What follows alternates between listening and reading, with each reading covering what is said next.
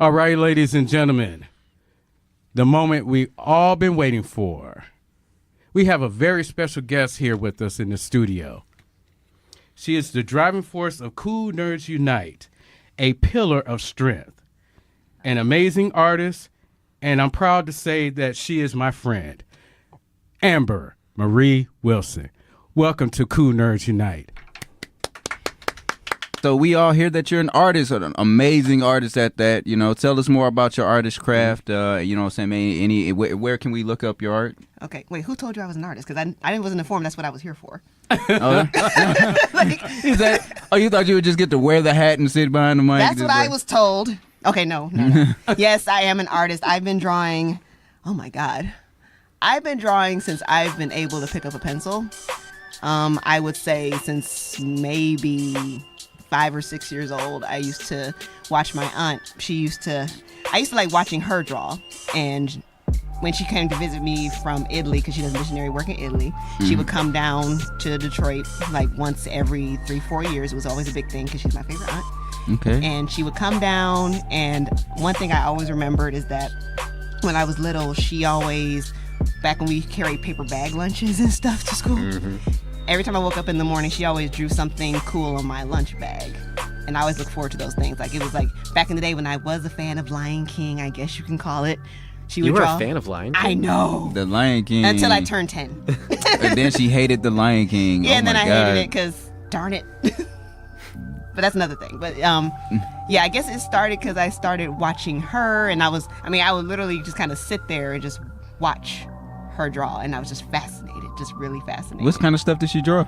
Like cartoons, like mostly Disney stuff. Disney? Mostly Disney stuff. Like, Oh, okay. That's she cute. decorated the whole bag. Oh, wow. And I was always looking forward to like going downstairs because back then I was living with my granddad and my mom. We were all living together in this house.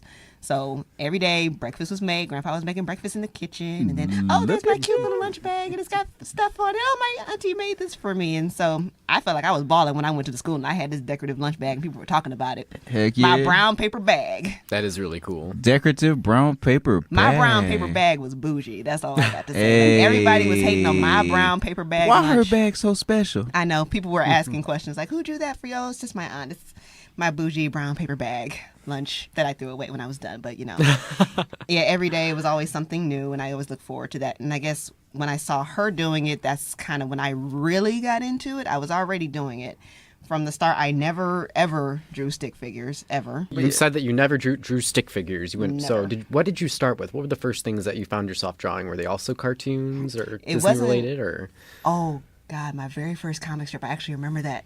Oh, it was yeah. called Bums. Bums? Bums. And it was like, I remember drawing the cover. It just hit me just now. Like, yeah, it's like my very first comic strip was Bums. Bums. Yeah, Bums. And it was about the life and times of bums. I mean, I was drawing prostitutes before I knew what prostitutes were. wow, Why is a child drawing prostitutes? Mind you, Like, I'm naive. Okay, first you of ain't all. that naive because No, you're drawing trust me. prostitutes. No, trust me. As a child, I was very naive. I was doing, and I wouldn't say doing stuff, but drawing stuff where I didn't even know what I was drawing. Do you know what naive children do?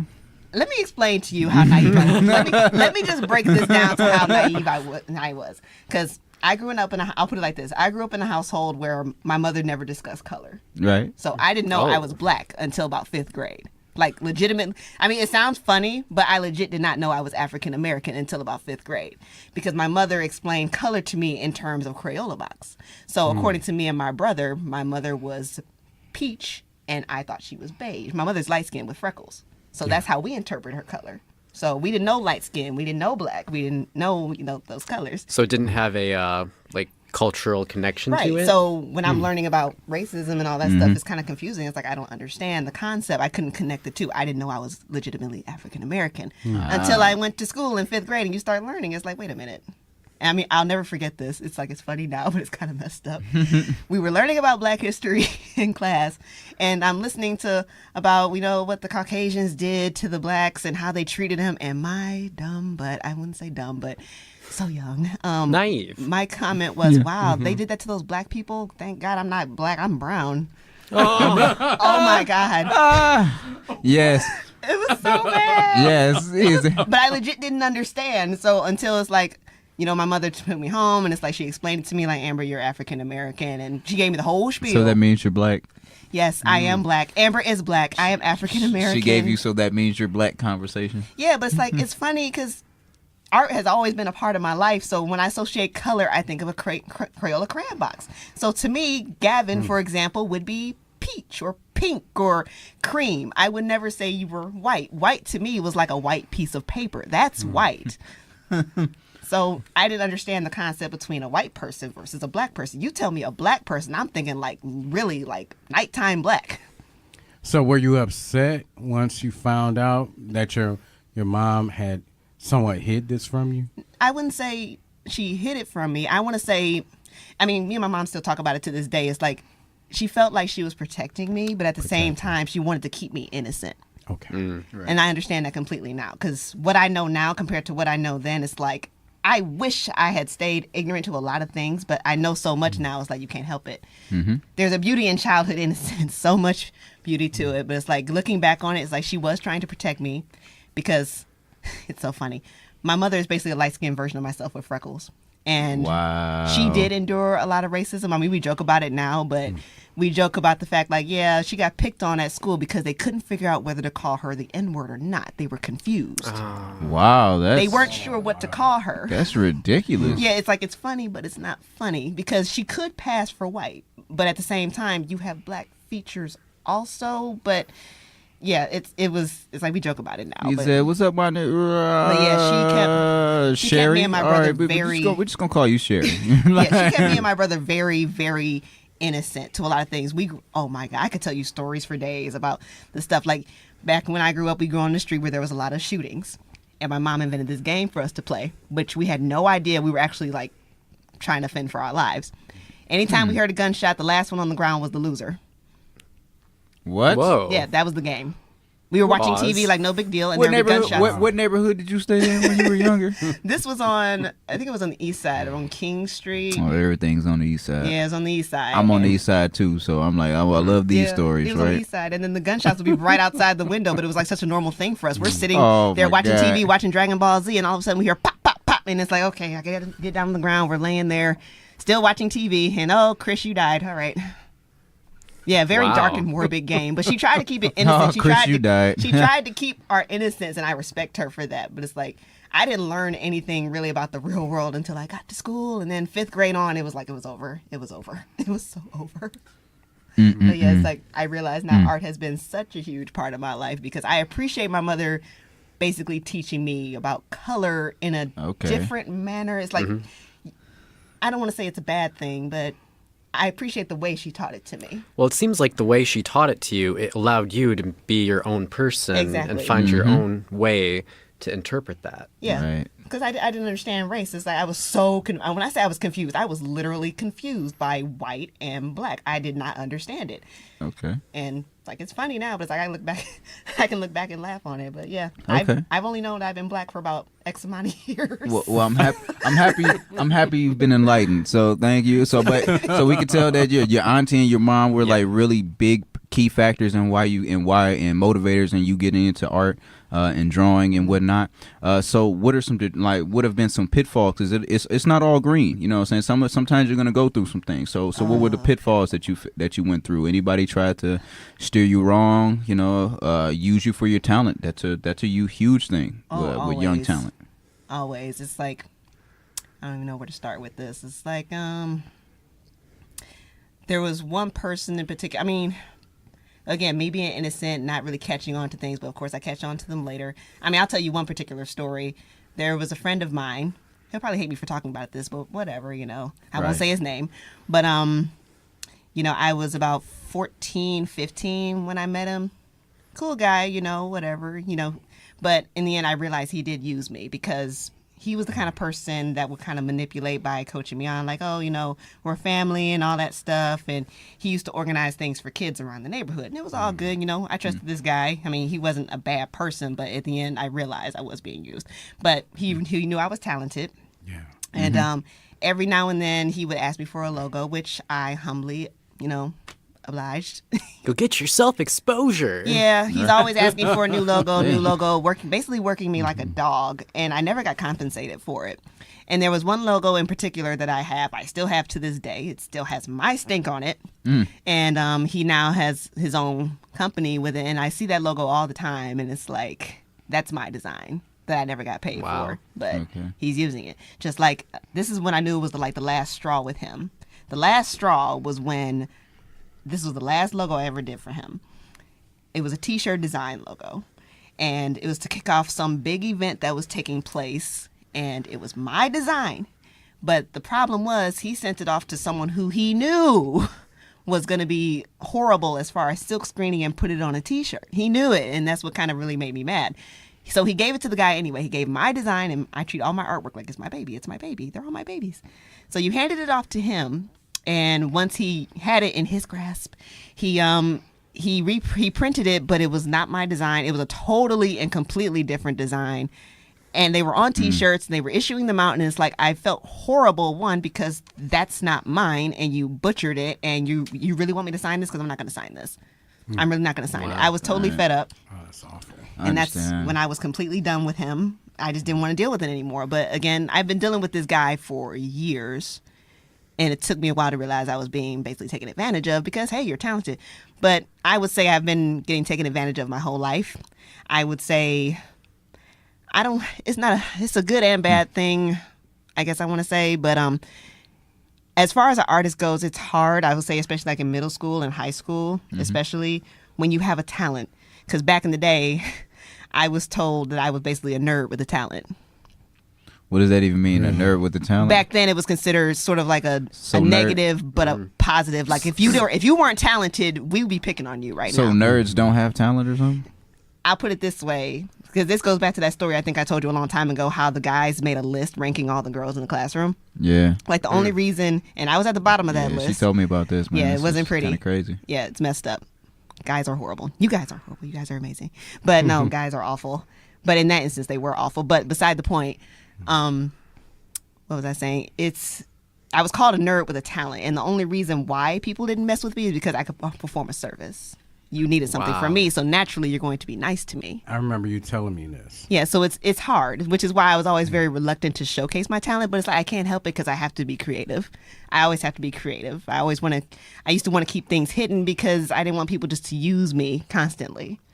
So yeah, back in middle school, and I would say most of high school, it was like when people found out I can do stuff, it's always, what can you do for me? And people always wanted stuff for free. Of course, never wanting to pay. Never wanting to pay. And then when you give them a price, it's like, really? It costs that much? Which is the most insulting thing you could do to a person, honestly, or do to an artist. Yeah, which is like, oh, I know I can't do this myself, but then you charge that much to do this? Exactly, like, that's very for disrespectful. something that I obviously can't do, but it's like, Yeah, very disrespectful. It's the struggle of a lot of us artists, especially in music. They're never trying to pay you. They're never trying to pay you. But yeah, I would say I've been taken advantage of most of my life. But again, grew up naive. But then eventually you learn from all that. I say as I got older, I've grown a little smarter, a little wiser.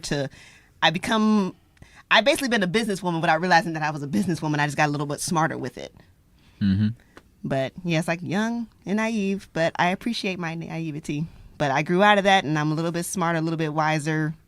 I've come in contact with a lot of different people. I know how to market my work a little better now, and I know how to basically embrace who I am as a person, embrace my art. It shouldn't be something that I have to hide all the time. Like, I'm bad. I know I'm bad. I'm humble with it. For those of us who don't know who you are, you know what I'm saying, just kind of enlighten them as to like what are some of the cool nerdy things that you're into. So, oh my God, what am I into? She's wearing a pirate hat right now, by the way. You know? Oh yeah. I'm just going to put that out there. I like to collect cool hats because they're cool. Is this your favorite hat? Yes, it's my favorite hat. I love pirates. My favorite time period, I guess, is the age of piracy, the golden age of piracy. Big medieval Renaissance fan.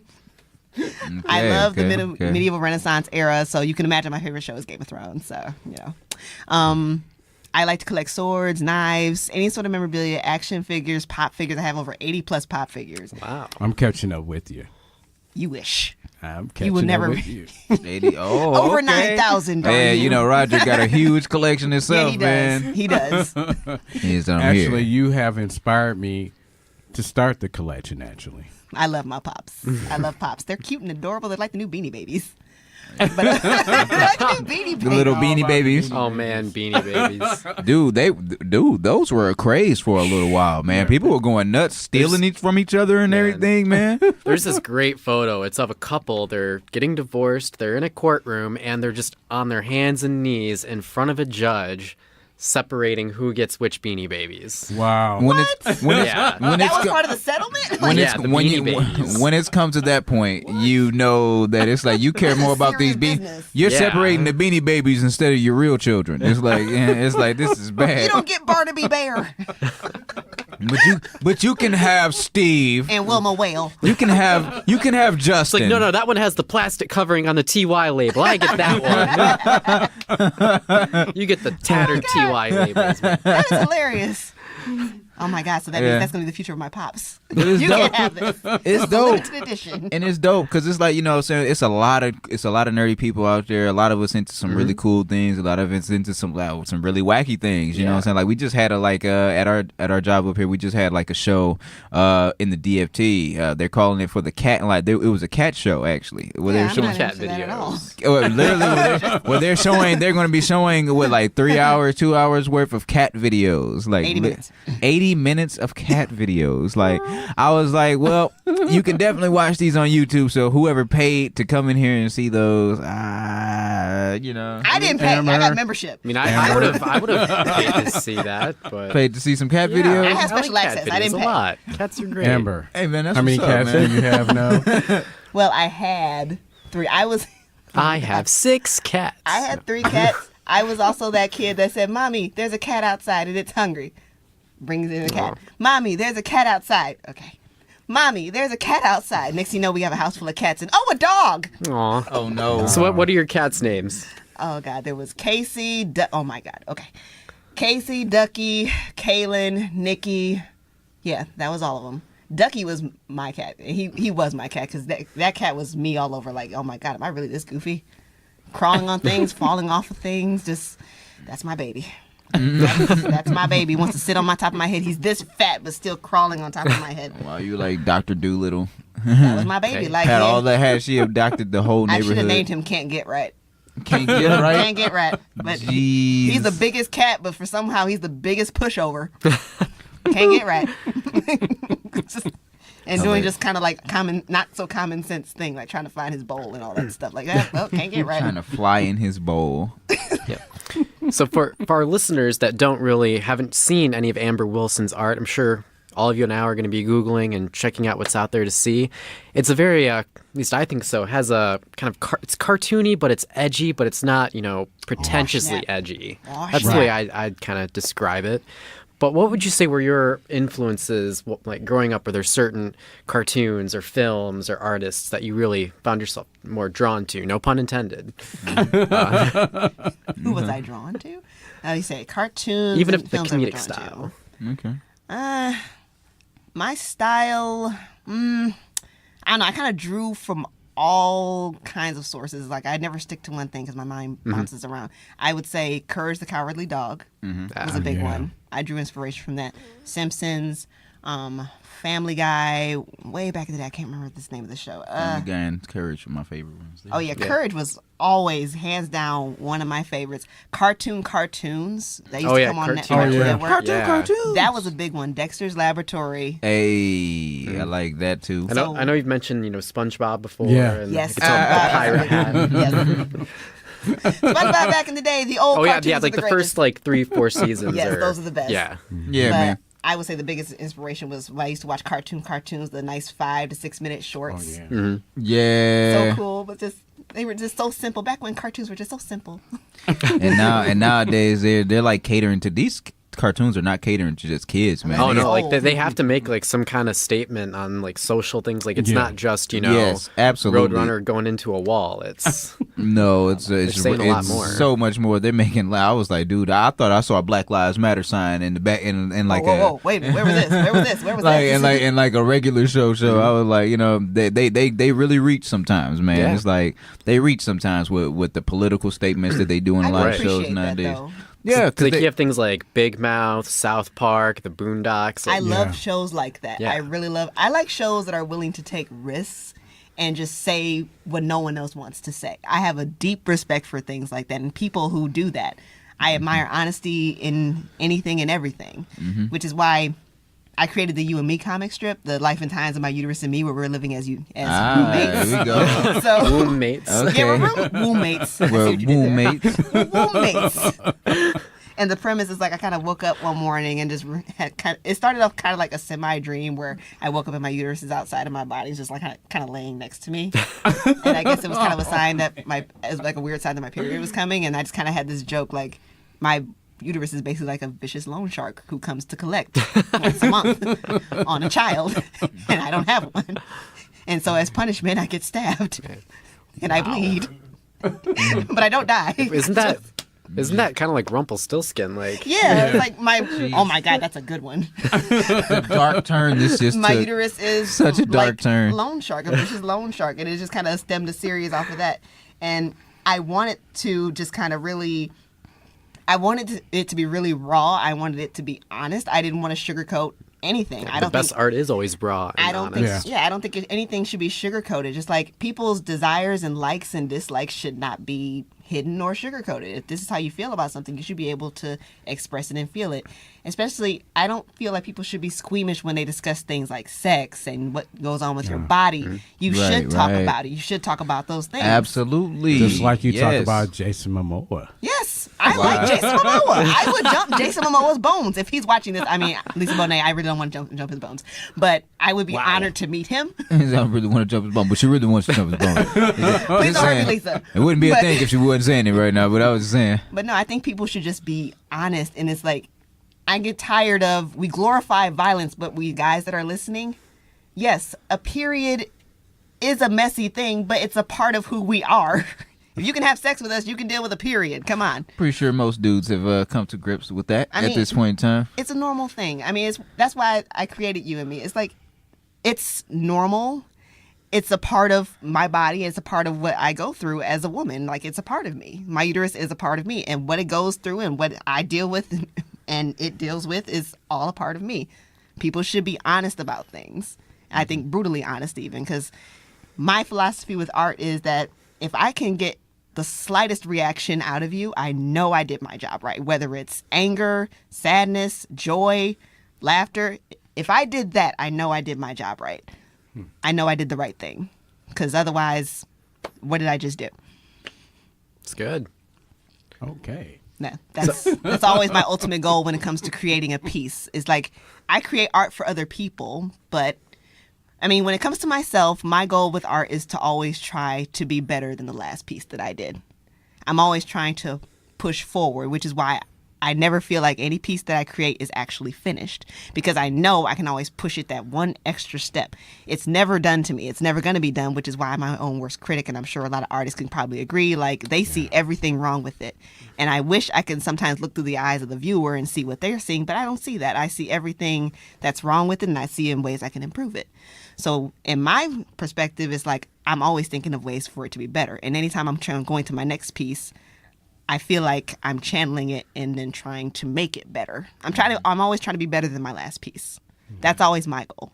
My goal for other people, I draw for other people to appreciate, and I draw to get a reaction out of people, whether it's controversial or whatever it is. It's what I'm feeling in the moment. Because I'm creative in all aspects. I used to write a lot. I still do every now and then. I'm working on a story, but that's a whole nother thing. But I was always that kid who was always up to something. I was never not doing something. I was always plotting, scheming, in a good way, not a bad way, just trying to come up with my next project or my next big idea. That was always me. That's great. wonderful. Yeah. Yeah. So we can't just mention you're not just a visual artist, you're also a creative writer. That's also a very big component I to used your to art, write and a it's lot. I So- still write. yeah. I'm So now- working on a fantasy novel. A fantasy Whoa. novel. Yeah, Okay. that's been in the making for about 5-6 years. Lots and lots of brainstorming, lots and lots of plotting. It's called Untitled at the moment. There's no Untitled? Untitled because Okay. I know the plot. I'm not going to tell you the plot, but yeah, Please tell Yeah. us. No. Please share. No. I don't want to tell it because someone's going to steal this idea. No. Let it stay for let that one hang. Let that Well- one hang in limbo for a little while. But Yeah, my goal before I leave this world is like I want to write one fantasy novel, and then I'm good. Just write one. But yeah, I would Okay. just say art is just one of the many branches that I do. I would say, I'm a very creative person, not just in art, but in a lot of things. I like to just explore different things. When people ask me what medium I like to work with, I don't necessarily like that because it's like I don't just stick to one thing. It's whatever I'm feeling in the moment. If I want to make a model Monopoly board of the DIA, I'm going to do that. If I feel like making X-Men claws out of box parts, I'm going to do that. It's whatever I'm feeling in the moment. And I just get the tools that I need, do the research, and figure out how to do it, and boom, it's done. Amber Marie Wilson will be at the Blue Water International Comic Con in Port Huron, Michigan on March 30th and March 31st. The music featured on this particular podcast episode is by Enough. We at Cool Nerds Unite would like to thank you for your continued support. If you have comments or suggestions, email us at coolnerdsunite@gmail.com. Don't forget to check us out on Facebook, Instagram, Twitter, and YouTube. Listen to us on iTunes, Podbean, SoundCloud, and Spotify. Listen, like, and subscribe. And remember, stay nerdy.